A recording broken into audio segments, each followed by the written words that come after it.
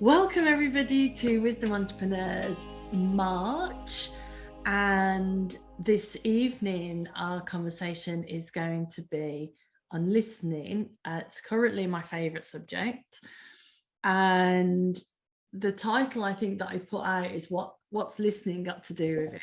You know, like what's listening got to do with it? Anyway, so listening, we've been doing a few workshops on listening, so it's really front of mind for me at the moment. And I'm going to give a little bit of preamble. So we've all come to whatever stage we are in our life, having listened and having used our ears and our hearing and so on, to a greater or lesser degree. And not that listening can just be done through hearing, it can be done through feeling and vibration and all sorts of other ways as well. And for me, certainly, I had a bit of a twisted point of view on listening. So I did different therapies. So I was taught about active listening and being very mirroring people's behavior and nodding and feeding back to them what they've said, and making sure you use their language and lots of good stuff that sounds really, really good and juicy. And I've also not listened as well. So I've been in situations where I have multitasked and think that in fact, I thought I was a brilliant multitasker and think that I could listen to, the streams of people coming to my desk with their various problems and answer the phone and do the emails and whatever. So I had this, I can listen with half an ear, because I could always remember what people were saying. So in a conversation, I could sort of hear what they were saying and then repeat back or say, oh, this is what you need to do in that situation. So I thought that I was pretty good at listening. And as I say, and I had this understanding of listening being more around how much I had to do. And what I've come to see is the more you have on your mind, or the more I have on my mind when I'm listening, the less I'm listening. So if I'm even in this conversation, if I'm listening, thinking about listening, I'm already one step removed from whatever is being said to me or from hearing somebody. So the more I'm thinking about it, the less I can hear. And that's not a problem per se. It's just a fact. That's the other thing, is that when I came into this 3 principles understanding, and there was a lot of talk about listening, it's almost as though I felt I had to try and be a good listener or be a better listener and be perfect at it. So not have something come into my mind when somebody's talking, and not drift off, think about what I've got for dinner, or the fact that maybe I'm cold. But I've come to see that actually even that gets in the way. And Mavis Khan said, to be a better listener, all you have to do is be aware of how you're listening. And that meant a lot to me, because I realized that that's something I can just check in with in any moment. I can check in to see if I'm not really paying attention, or if I'm drifting off, or if I'm not focused for some reason, or I'm not hearing somebody for some reason. And I found that people are very forgiving. So in group, for instance, I might say, I didn't hear that, you know, my mind wandered off. Or you know, can you tell me again, can you repeat that, or can you say that again, because they'll have said something and I'll have made an assumption, and I realize I make an assumption, and I might even answer from that assumption. That used to be my biggest thing to happen, is that somebody would say something, I would register what that means to me, and then the rest of the conversation would be what I think they mean rather than what they actually mean. So when I realized I made a lot of assumptions, I started to get better at asking people, oh, I think I know what that means, but what do you mean by that? And that improved my listening. That helped me to listen more, or to listen to what they're saying rather than what I'm thinking about. And then the other factor is, and almost a deeper factor in many ways, is the listening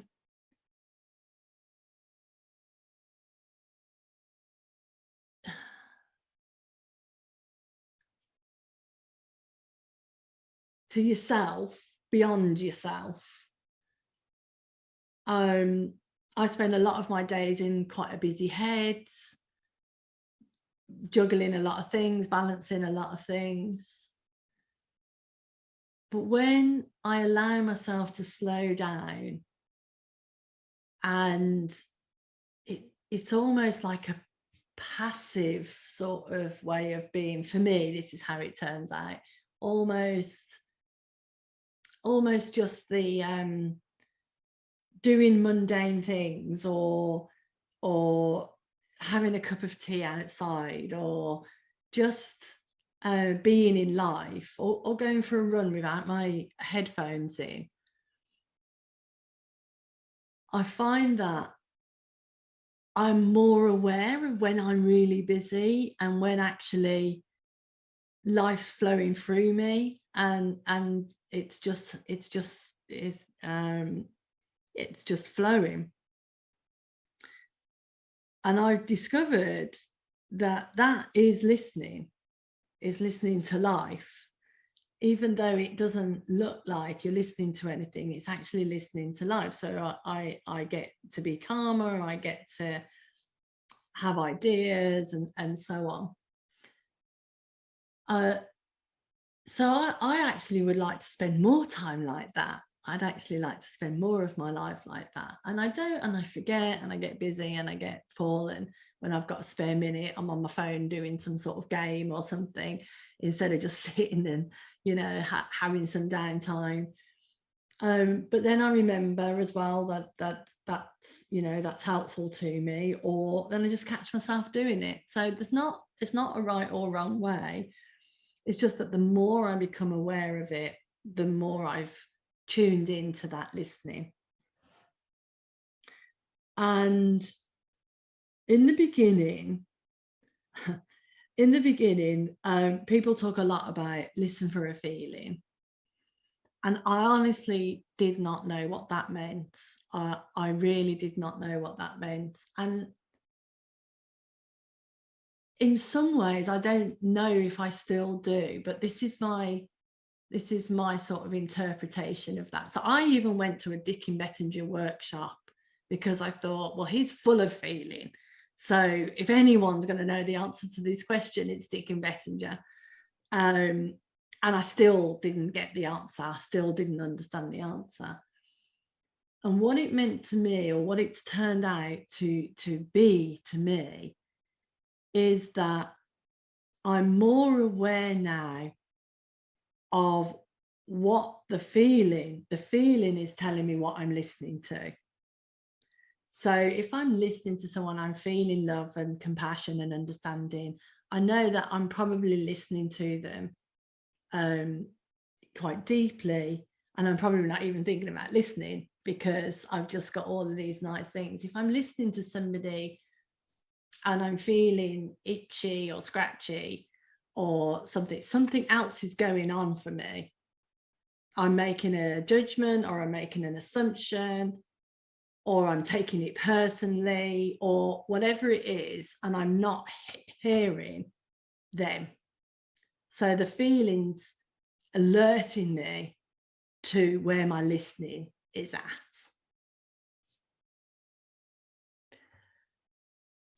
So how are you doing, and would you like to share? Omar looks like he does want to share, even if he can't. No, I love listening. Listening is one of my favorite. Can you hear me all right, yeah? Yeah, so listening is one of my favorite because I realized, obviously, as humans, we're very passionate, and when we love something, we'll go for it.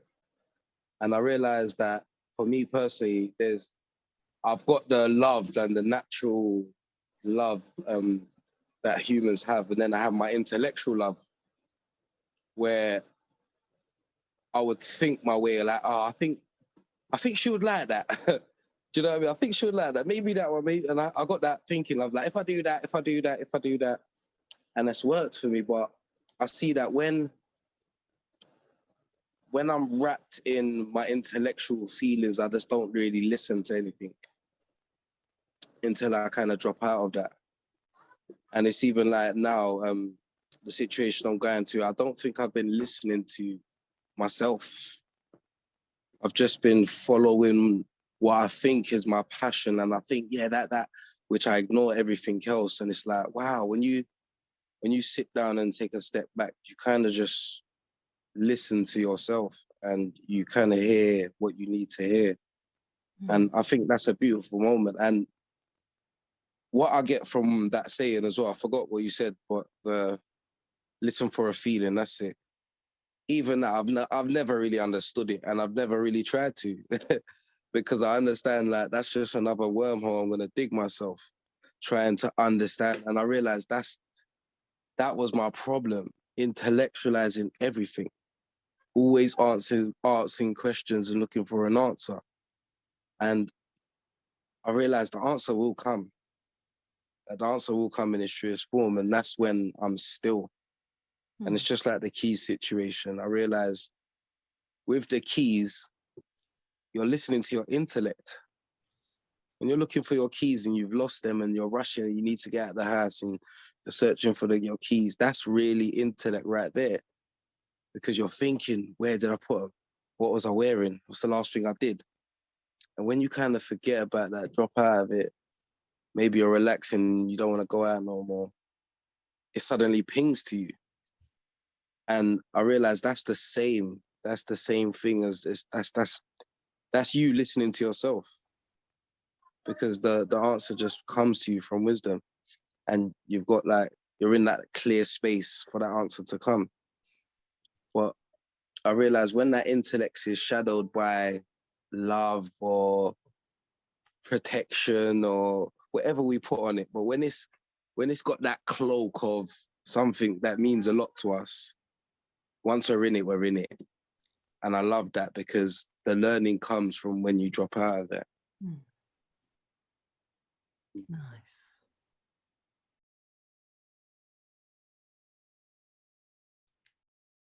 So imagine, yes, go on, Alfie. Were you going to say something, MamaJ? I was going to say, imagine you're in our living room. Would you be speaking right now? Feel free to speak. What I was hearing when you were talking is that the listening is always happening anyway. And what I noticed was the things I've often heard deepest are the times when I thought I wasn't listening. And it made me realise that there's like a me that sits there either thinking I'm listening properly, or I'm not listening properly, or I'm listening like Mavis Karn says to, or I'm not doing that. But all that is me being in the way of kind of listening that's there happening anyway and can't really be ever sort of switched off. It's like the hearing is always happening. It's just whether I'm noticing what I've heard somehow, rather than it ever being that I'm not listening. I don't know if that makes sense, how I'm expressing that, but yeah, half-baked cake. That's my half-baked cake for today. Oh.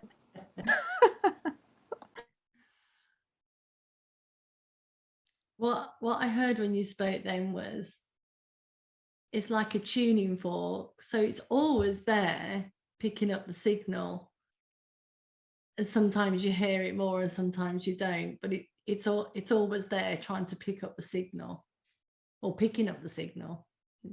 Yeah.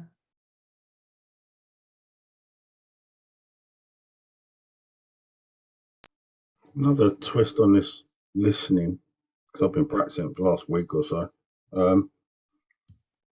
My publisher asked me to do a piece on abuse for my book,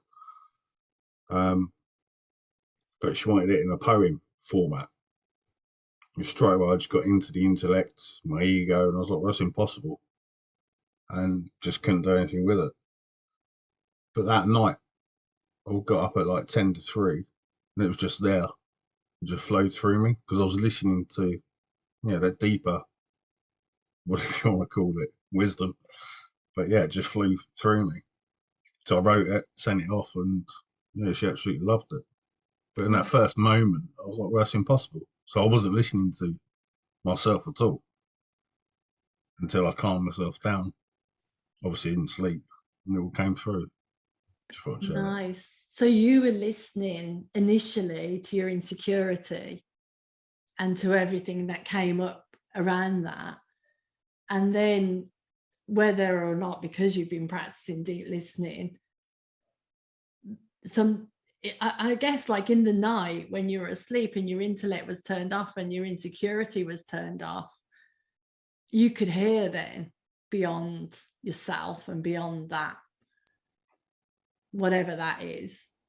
And then the pureness came through, and you can hear beyond that. Love that. Well, because that's spot on. Because literally, I woke up and it was just there, and I legged it downstairs, grabbed a pen and paper, and just started writing. I didn't have a clue what I was writing. It literally just flowed straight through me. Wow. It wasn't until afterwards I read it back and I was like, wow, that's what she meant. That's what she wanted. Wow. But yeah. I'll get you with my publisher. Nice. Katie Peacock. Yeah, hi everyone. I was just when you were speaking, it was taking me back to the video that I watched this morning with Dave, which I thought was so powerful, just really, really, really super powerful. So if you haven't seen it, I would really encourage you to watch. It's only 5 minutes, but it's yeah, just powerful and emotive, really. And I could recognize so many of the I suppose idiosyncrasies that Dave was referencing, just the not listening, just multitasking. It was your points about multitasking and how there's always we're tuned in, we're half listening to this, we're half doing that, and you miss so much, and you're not in the moment. And and as Dave was saying, very wise man, suddenly it's like meeting his wife for the first time. And I thought about that for my personal life, but also for work life. I work with people with disabilities, and every day we always say, let's listen deeply and truly to the person and really tune in and find out what it is they're telling us and showing us, either in the spoken word or in behaviors and actions, if people don't use words to communicate. And sometimes that can be quite a tough role. But we also say, let's start each new day afresh. But that isn't always easy to do. But sort of taking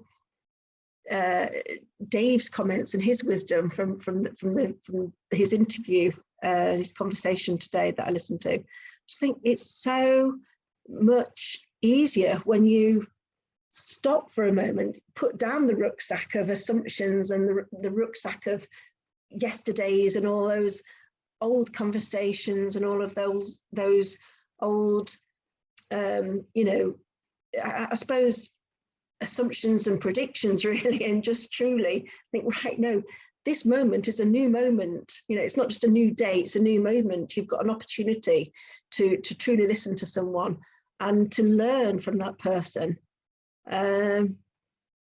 So yeah, that's what I'm thinking, you know, listening to the conversation this evening, just how you know, precious truly listening to people can be.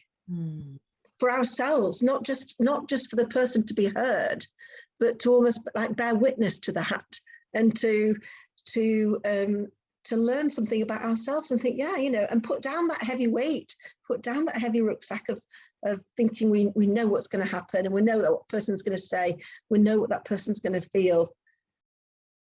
It's liberating, really. Nice.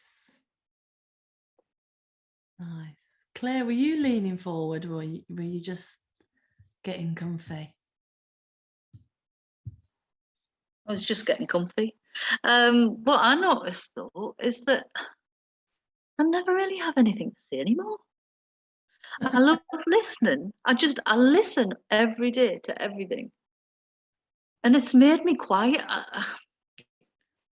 Like on the Zooms, some of the Zooms I do, I generally don't speak anymore.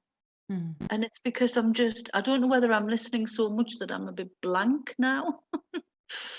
But I just noticed that I just love listening, but nothing comes up to say. Yes. I just kind of take it all in, and just I'm happy being really quiet now. Nice. I had laryngitis a couple of years ago, and I couldn't speak, obviously. And I could speak if I had to, but it hurt, so I spoke as little as possible. And I noticed just how much drivel I normally would say, because I noticed that there were times when there would be things that I'd want to say, I mean, just generally in life, you know, and I kept thinking, wow, bye Ian, nice to see you. I kept thinking, wow, like if I could speak right now, I would say that, and it adds nothing to life, to anybody. And at that time, I thought, I like to be quieter. I don't know if I followed that through, but I sort of related with what you were saying, because I remember thinking, wow, I say way more than I need to say in life. And another thing, just recently, I was, you know, I've been having a moan about somebody, and I was moaning, and this moan has been going on for a little while. And you know, when someone else gets into it with you, and then you just keep going, and and I was having my regular little moan, and my husband likes to get into it as well. And as it was coming out of my mouth, I went, oh no, I'm just so bored with myself. I just don't want to hear myself moaning anymore. That's it. I'm like, no. He said, no, tell me. I said, no, it's just a moan. Why do I want to, like, my head just felt bursting with the shallowness of it, you know, like it wasn't going to do anything to moan. And interestingly, I just said, no, I'm bored, I'm just not doing it. That's it, it's done. And I didn't have any like blinding insights or anything, but I got quieter. My head just got a bit quieter, and I felt a bit better, and realized I just didn't need to moan so much.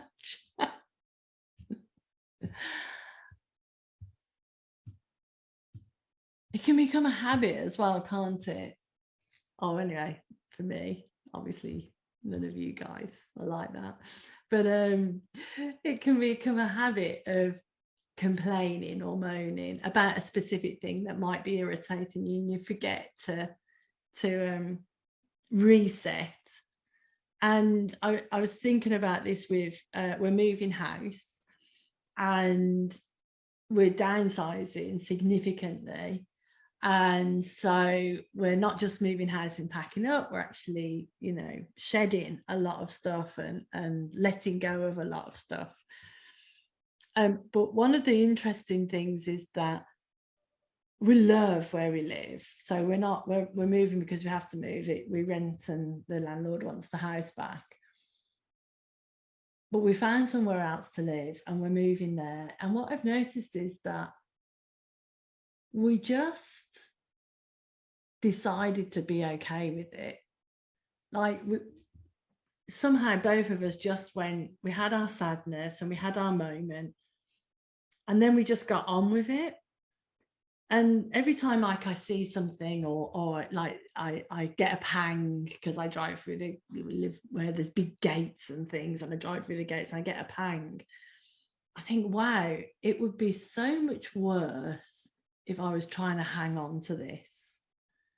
And fortunately, you know, like not really, almost like accidentally, fortunately, I've been able to say, we've been blessed, it's time to move on and it's okay. And it's less hard, because it's hard anyway with the packing and everything, but it's less hard because I'm not walking around trying to stay. In fact, I've moved. My head's already moved.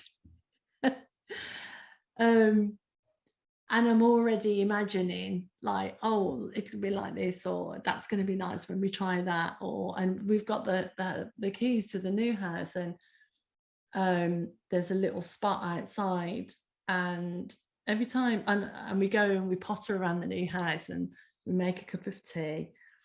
And I was drinking my cup of tea outside tonight, looking at the sheep, like what else could you want?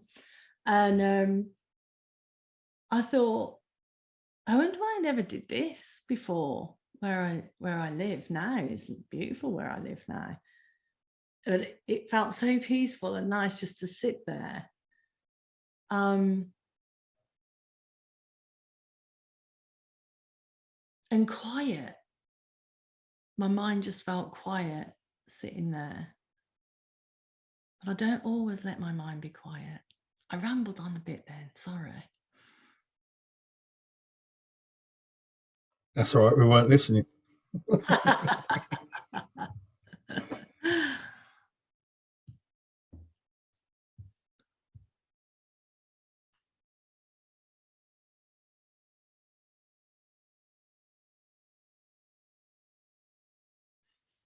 Does anyone have any questions or anything that they have wondered or wish that someone talked about when they on the subject of listening, or on any subject? But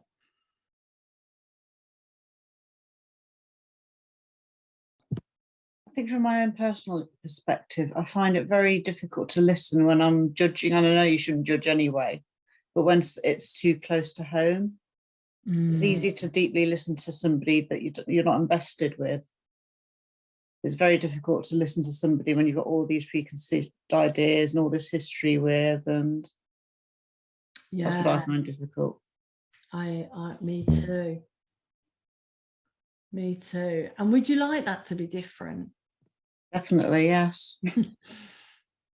I mean, you know, if Derek was here, he'd say, well, the first thing is you've noticed it, so that's brilliant, which is true. But I guess sometimes we battle with that. Yeah, I've noticed it, but it hasn't changed. So what could I do? I mean, it's really juicy to explore that. If people want to explore that, I haven't got the answer. I'm just saying for all of us to explore it and see if we can sort of figure out an answer. Or any hints and tips. strangulation. I mean, it's true what Katie was saying earlier about when you see a person differently, even if it's somebody who's been in your life for a long time, and you have got all of those preconceived ideas, when you see them differently, you'll listen differently and you'll see them in a new light. But you can't get there by forcing yourself there, although you can have the intention. So you could have the intention to see if I can see this differently. I'll give you an example. I think you may have heard this before. Someone that worked with me was a brilliant facilitator. And one day they came to work and they didn't bring their ID and they didn't bring their key belt and they came late. So when they came to work, they had to go and sort all that out with security. And we were running a group, and I just had to get on and run the group. And I had one of our peer mentors with me. Anyway, they came and they sat in group, and they had an issue with this peer mentor. They had some like bit of insecurity with each other. And so they sat in group and they were shaking their leg, and I was aware of their thinking.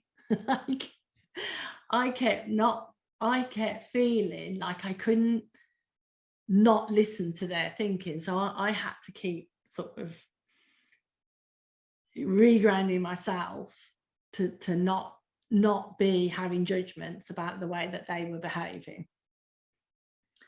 So we got through group, and then there was a little spat between them and the guy. And then that was it. And, you know, we had lunch, and I think, you know, we finished or whatever. So for 3 days, I thought of all the things that I was going to say to this person, how it was inappropriate, how, you know, everything was inappropriate, it was unprofessional, it was this, it was that. I had all these reasons, and I was really sort of caught up with it. And I'd heard Linda Pettit say that everything can be seen, every reality can be seen different from a different level of consciousness. So the same thing can be seen different from a different level of consciousness. And I didn't really know how to do that or what that meant, but I was willing to see if that was true. And I could tell, so I don't know if anybody else ever has this, you know, when like you're having a conversation with someone in your head and you keep going down those rabbit holes, and then you keep coming to the same conclusion that, you know, they're an idiot and they should do this and this. So I kept having those conversations, but I could tell, I suppose the feeling was telling me, I could tell that that was the stale old stuff, that I already knew that. I already knew that this person was unprofessional, blah, blah, blah. So every time I had that conversation in my head, I had a willingness to say, I'm going to put that to one side for now. What else? Is there anything else? And I stuck with that for 3 days. And I felt very self-righteous, I have to say. You know, I totally believed in myself that I needed to do something about this situation. And I really thought that by Monday, I would have made that decision and I'd be dealing with this situation. But I was willing and I had the intention, can I see something else about this situation?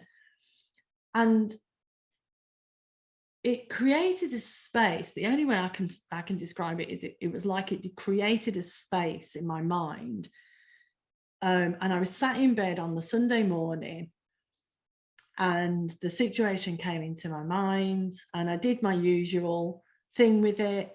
And I was like, no, I know what that is. And you're not catching me out, because my mind kept giving me a little bit of a different flavor, or a little bit of this, a little bit of, spice, to try and trick me into going down the rabbit hole.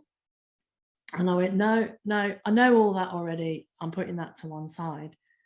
And all of a sudden, I was burst with gratitude for the person. I suddenly felt this overwhelming love and gratitude.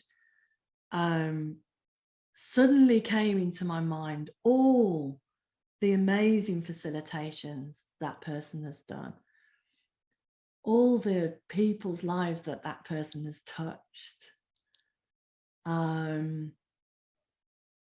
all the wonderful times we've had together.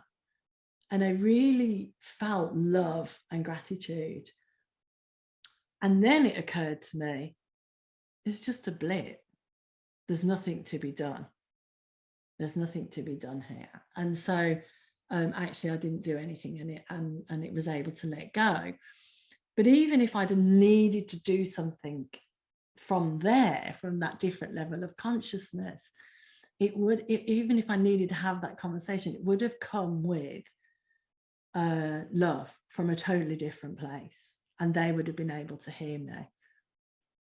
Now, I know that's not the same as your situation, Anne-Marie, because I think I might know what situation you might be talking about. But do you see that the intention sort of almost helps you to open the gap? I'm not trying to give a technique here, but for me, the intention and the willingness to see something different eventually enabled me to see something different.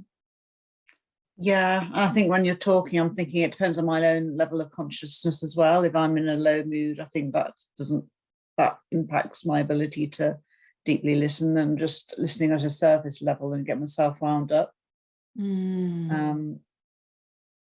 yeah, I mean, I had an incident with an Airbnb guest recently, and it was just, I ended up staying out of my house just to avoid this person because they were winding me up so much. Wow. So yeah, it's not even always if it's somebody that's well known to you. Sometimes it can be somebody who isn't well known to you, and they just do something that just sets you down a rabbit hole of thought, and you can't get out of it. Yeah, that's a great insight, though, that your level of consciousness at the time will impact how you feel, for sure. I mean, that's enough. That definitely is enough, because that's a true awareness of what you're bringing to the mix. Let us know how it goes, if things change. I will do. I love that. There was time you said, MamaJ, when you said you was literally listening to their thoughts, and I know that feeling, because I think that's one of the amazing things about being human, is that we could think something and automatically throw it on the outside. So now it's tangible. It's got, do you know what I mean? It's not us, it's them. And I think we are so good at doing that. At the best times, even when we're in our head, I think that's the best time we do it, because we could easily make anything look like anybody else's fault. Do you know what I mean? And I realized even in that room, if you was literally blindfolded in that room, you probably would have had a great time with the lads and had a great session, not even realizing the awkwardness between the ladies, because you couldn't see it or judge it or create it, or do you know what I mean? And I think that's the beauty of it, because you was listening to yourself, but it was in the cloak of love. Like, you want to protect the room, you want everything to be gravy, you want these lot to be all right. And I think that's the beauty of it. Do you know what I mean? It's just that when we catch ourselves there, we can see what it is. We can see that it all comes down to us. We are actually 100% of the time listening to ourselves. Yeah, Even when we're listening to people, we're 100% of the time listening to ourselves. that's a And I great kind of, spot. I just saw that. That's a great spot. Absolutely. And to Anne-Marie's point, my level of consciousness must have been lower to be even letting that impact me, instead of, I mean, I can feel in a quiet room if someone's thinking, but I don't have to be impacted by it. And my level of consciousness, I had an opinion and a judgment on that behavior. So I was hearing it more. And yeah, absolutely, looks like they're creating a thing, but depending on where I'm at, actually, that's what I'm subject to. Yeah, it's brilliant. I love your smiley face, Amanda. You haven't stopped smiling since you've been on here. Well, she's gone now.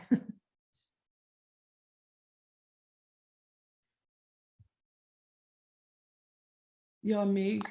Ah, sorry. I'll just say hello and cheerio. No, because yeah, it's been lovely to be on here with you all. And I think I smile because I just resonate with everybody.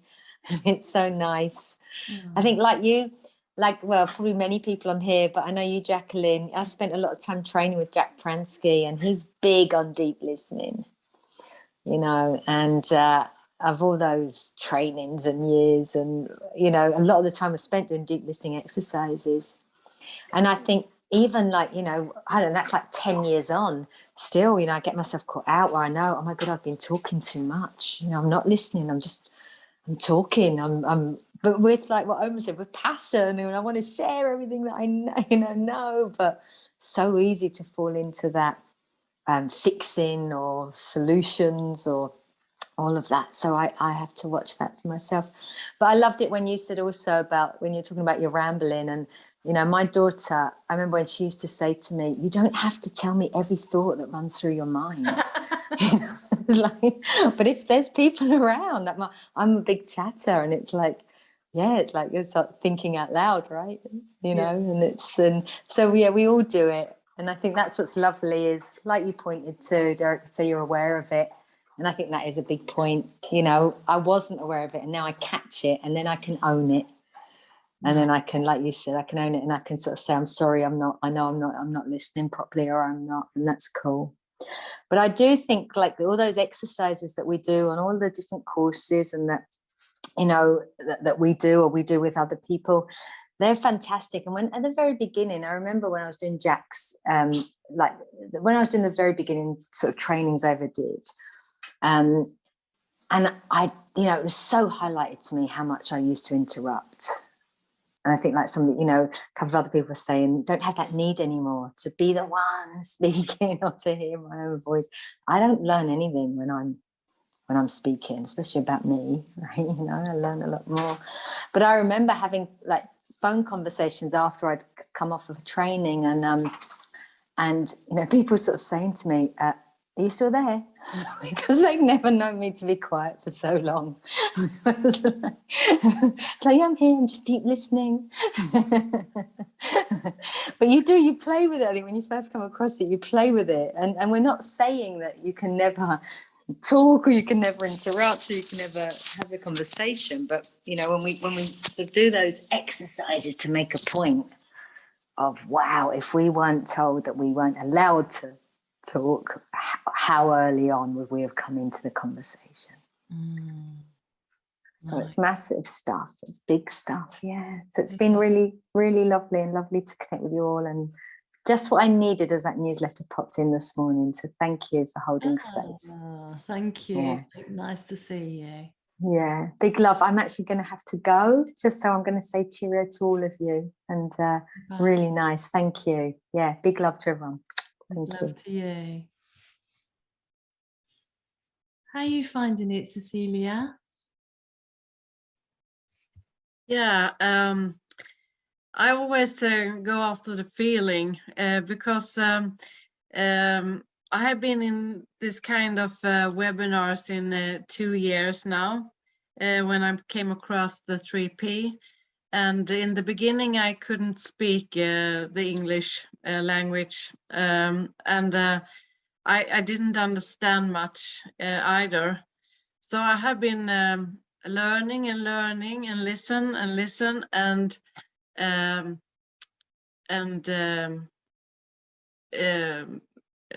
behind the words, I have been feeling the room and how everyone express so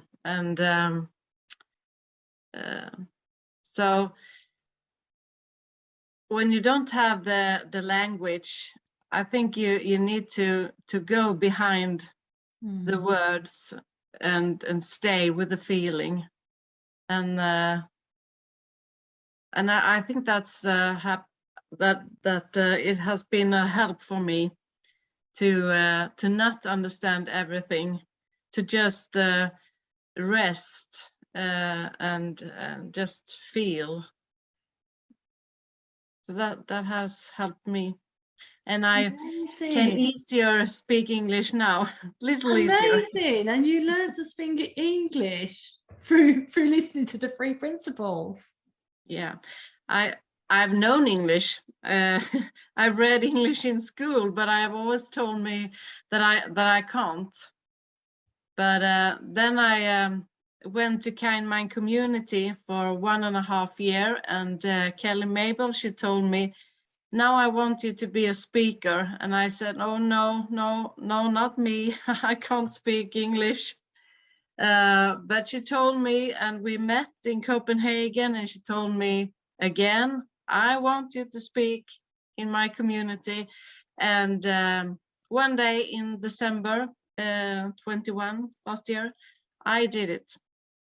Wow. And after that, I have told myself not to be so scared anymore, just to be who I am. Amazing. That's so good. Wow, that is very impressive. So I don't have all the words, but I'm here. and I feel the feeling. You have as many words that is needed. Yeah, we can understand you. Yeah, amazing. Wow. So I didn't know that I could be able to do a thing like that, speak in not in my story and not in English. It was a very big thing to do, but I did it. Wow. So I know that we say things to each other that it's not true. And I've done it all my life, told myself that I'm not good enough. And I don't want to do that anymore. Good. Good. Absolutely brilliant. And Omar has put in the chat, you have the love, it's universal. Huh? In the chat, you know, the chat thing at the side. Yeah. What did it? He says, you have the love, it's universal. Yeah. Nice. No, I can really relate to that. To just trying to fit in and trying not to feel that feeling of scared and trying to protect myself from that feeling. And I've always put on a lot of different masks trying to protect myself from being scared or saying I can't do something and all of that stuff. And on my journey since I left prison, I've just taken off all those masks. And even though they come in my head sometimes, like, you can't do that, you shouldn't be doing this, you shouldn't be doing that, I just don't use them anymore. You know, they just come and go because I realize it's hard work. It was so much hard work to try to make people like you or to not be scared and I realized just to be me I love it. I love being me, and I love showing up as me, not have to change, don't have to do it. And I just love that. And I've found comfort in just being me wherever I go. And I'm just loving that. So I encourage you to just do that. Just be you wherever you go, because love speaks to everybody and everybody understands love. Yes, that's true. Yeah. And I do have thoughts sometimes, like everybody else, but I know that that's not me. That's thoughts. So I have to remind myself, like everybody else. For sure, for sure. And I don't think that ever ends. Like I feel that we go through phases of being okay with where we're at, and then that sort of insecurity of another. There's a saying in business called another level, another devil. So every time you get to another level, there's another like another devil, another insecurity or whatever. And I certainly have found that to be true. And then somewhere along the line, you get reminded, you wake up to the fact again, and then you reboot again, and you resettle again, and you realize, oh yeah, that's what I was doing. And there's a learning in that. And I've done it recently, actually. I'll share this. It's very fresh. So I was going through a phase. The Beyond Recovery business has changed a lot in the COVID years, and it's had a lot of turmoil and ups and downs. And I was going through a phase where I just felt like I was a crap, basically. I was a bad leader, and I was a fake, and I didn't know what I was doing. And I'm on a mastermind course for leaders of social entrepreneurs, and I was on this course, and the other 19, there's 20 people, the other 19 people all seemed better than me, and they all seemed like they had it all together. They had big teams. They had all these businesses, and I kept thinking, I don't know how I got on this program. I really shouldn't be here. I'm totally out of my depth. And I would think that every time I would turn up and have all these insecure thoughts and everything, and then we get the opportunity to describe an issue, and other people ask you questions to help you have insight about that issue. So I was describing an issue, and I was describing that I'm a person that always has a lot. I like to juggle a lot of plates. I always have a lot of things on, a lot of projects on, and how do I focus on one thing and just do one thing? And that's what I wanted to, some insight around that. And during the course of this this round table, this girl kept asking me, oh, with those skills that you have, like, what job would that be? If you were going for a job, what job would that be? What role would that be? And I thought, I don't understand what she's asking me. And eventually she said, well, that role that you're describing yourself, the way you describe yourself, that would be a CEO role. That's a visionary. That's a leader with a vision. And that person wouldn't necessarily be doing all of these other more systematic things or more operational things. And she mentioned that some leadership thing, the 5 things of leadership or whatever. And I never looked that up, but it was that all of a sudden I realized I haven't been honoring myself. Like, I haven't been going, well, this is who I am and this is what I do. I've been going, this is who I am, this is what I do, and I need to do something differently.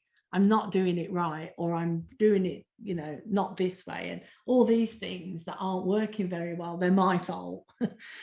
and I just got back into that again. So it happens no matter how long, no matter what you know, no matter how long you've been around, no matter how successful you are or any of those things. Thought has its wicked way, and we can get into a level of consciousness where that thought starts to seem more real and more like we should take notice of it and stop listening to a deeper level of self and a deeper level of what's going on. And that for me switched things around, because then I started to realize, like, oh, if to honor myself, to be who I need to be, actually I need assistance, I need help with that, or I need this role, or I need, you know, things. But I hadn't recognized that until I could listen to that, because it would just became, it was just about me and how I wanted to beat myself up, basically, for a little while. So yeah, I agree, it can happen. It keeps happening. Just to add something that I forgot about, was a couple of days ago I was in a bit of a mess, and I realized that I was in a whole thought sea, like I was in the ocean of thoughts. And sometimes I realize that we go there willingly. Do you know what I mean? We will go there and get that ship willingly. And I'm in this thought ocean, and it dawned on me that I just needed someone to listen. Not talk to me, not tell me anything, because it was crazy, because I knew where I was at, but it was real to me. And it was crazy because I needed someone that understood that I know what the fuck is going on, but I'm still in it right now, you know? And I just rung Jacqueline because I knew she would listen to me. She wouldn't talk to me, she would just listen to me. And I'm there and I'm just ranting and going around in circles with her. And I appreciated it because I felt like I was chatting gibberish, but she just listened to me. So in the end, it felt warranted, and it was just like a weight off the shoulders. And she just listened to me, and then I felt like in the conversation, and I'm not sure, but I felt like in the conversation somewhere you listen to yourself, because you said something to me, and I was just like, oh yeah, of course. Do you know what I mean? Of course, like. Do you know what I mean? I can't remember what it said. It was so simple as well, but I was just like, of course. And I just felt much better after that situation, like after I just spoke and MamaJ listened to me. And I realized that there was a lot of listening going on there. I listened to myself, do you know what I mean? Just to even, wisdom just told me what I needed, and I listened to that. And it kind of worked out for me. And I was just like, wow. And that was a really deep one for me, because I realized I was in the thought storm and there was nothing I could do. I was just in there and I had to put on the seatbelt for a bit. And the listening just helped me to make that lighter, that journey through that thought storm, just a bit lighter. So when I came out the other side, I just felt more energized and less deflated. And it was just, yeah, it was a weird but great feeling, because it was just like, normally after a big cry and a big meltdown like that, I'm drained and I'll probably have a nap. But I was just cool after that. I felt energized and I was all right and I was flowing, and I carried on with my normal day, and I had a lot of stuff to do that day, and I carried on and I'd done everything, and it was just all great. But I realized there was a lot of listening to myself involved with that. Yeah.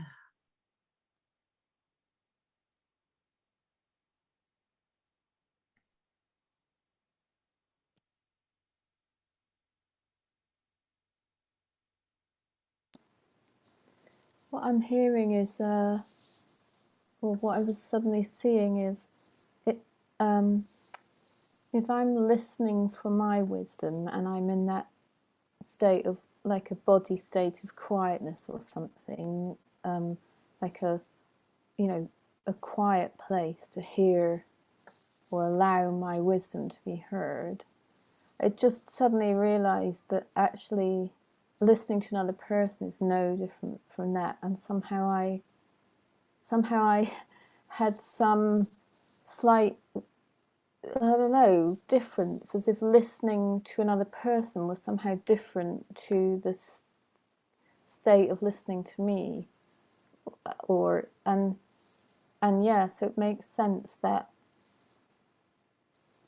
you know, if I get my wisdom when my body comes into a kind of state of coherence, then if I'm listening to somebody else, like Omar with his turmoil or something, and I'm listening from that same place of coherence, then he can't help but find his place of coherence and his way back to listening and hearing himself as well, and his wisdom.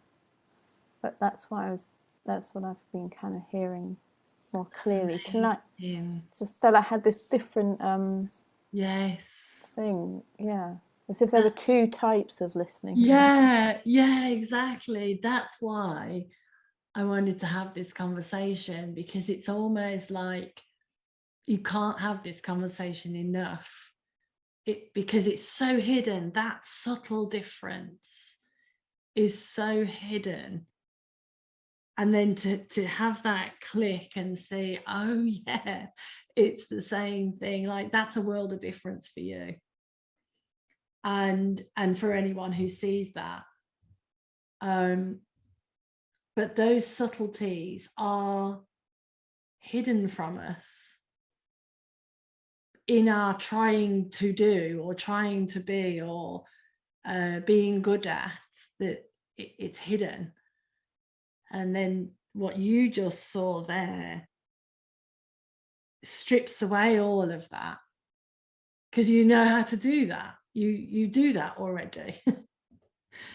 That's really cool. Yeah.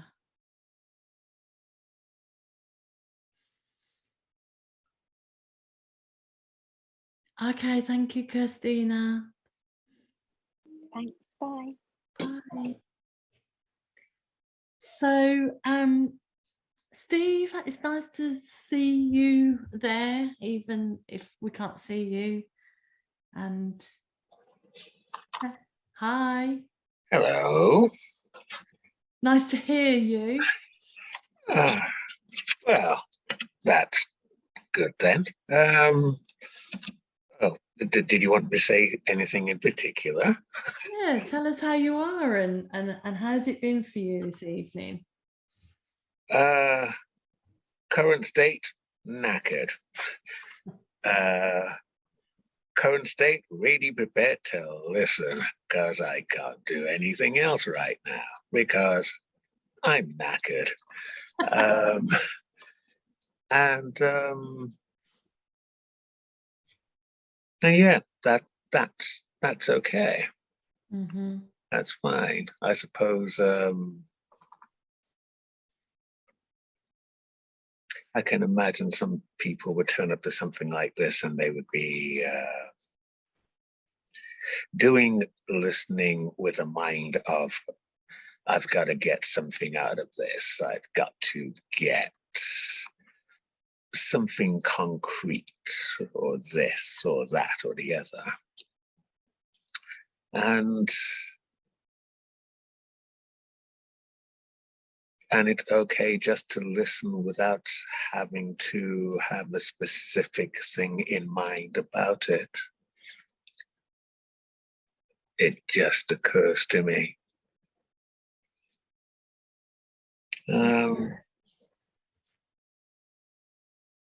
Yeah. So listening without agenda. I think that's what most people tend to do when they're interacting with somebody else. They are yeah, they're kind of not really listening. They're just waiting so they can say something in response to the other person, so they can put their particular stamp on the interaction, if that makes sense. So here's a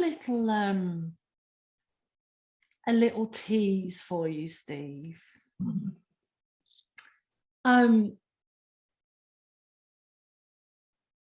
It may not be true for you, but sometimes when I am relating in a way that I'm thinking about what other people do, that's telling me something about me. Does that make sense? It does. But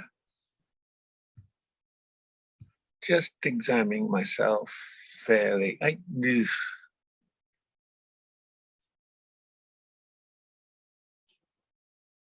yeah, I'm not really kind of big on telling people what to do and stuff. There are things that I've heard. Well, I suppose it's kind of like from prior experience and stuff.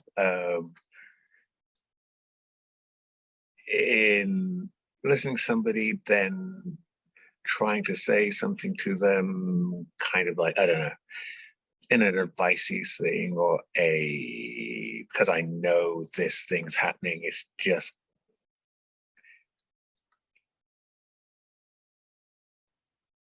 entrenches them in a way. Yeah. So I don't,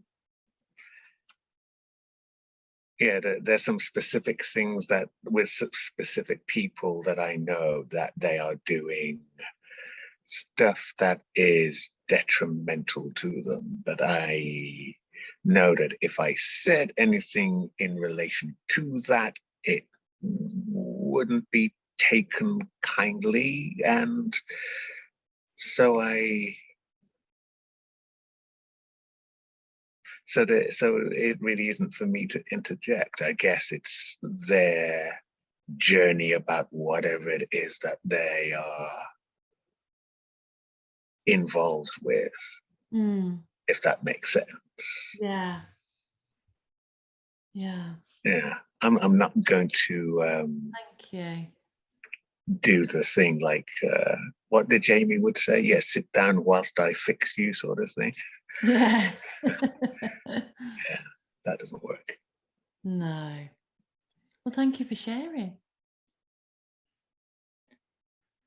So we are at the end. I'm so happy to see you all. I'm so happy that I've loved coming on here tonight. Omar said earlier, I said, well, we've got this tonight. And he said, well, that's not work. That's love. So that's how we all feel. And I'm really, really pleased to have spent this time with you. Thank you very much, and come back next month.